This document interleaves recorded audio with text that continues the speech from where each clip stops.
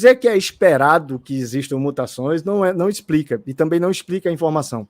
Porque um único gene, um único par de base que é trocado, pode gerar efeitos que a gente chama de pleiotrópicos, ou seja, de várias funções, e prejudicar muito o indivíduo. Essas supostas duplicações que, segundo o professor Alessandro, existem, é isso mesmo, é suposição. Então, você leva em consideração que um gene que é perfeito, que funciona dentro de uma matemática, como eu mostrei para vocês, dentro de um padrão matemático, ele duplicou. E, na verdade, é o gene assim. E esse gene é o que produz a proteína do jeito que é para ela ser produzida. Inclusive com as propriedades de se fazer modificações na proteína, essas modificações programadas também, para poder ela atuar em mais de uma área, dentro de uma família que é possível. Isso aí é tudo informação, isso não acontece aleatoriamente e nem pode acontecer. O professor Alessandro falou de artigos que falam as chamadas mutações neutras. Todos aqueles artigos que eu trouxe, viu, Alessandro, são falando justamente de mutações neutras. Justamente porque essas mutações neutras são que passam pelo processo de clivagem, porque existem processos para poder justamente neutralizar essas mutações. E as que passam são justamente essas neutras que vão se acumulando e com o tempo está gerando entropia genética. Nada veio de bom dessas mutações. Nada.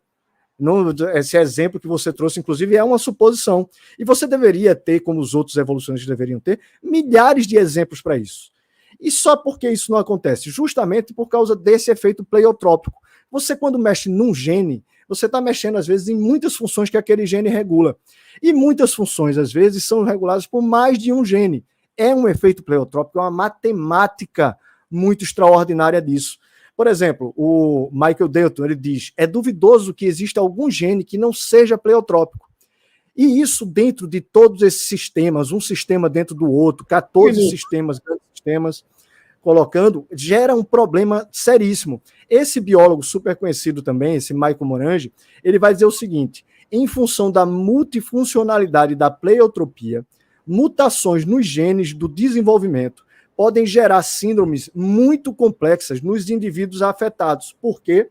Porque essas síndromes vão afetar várias áreas ao mesmo tempo.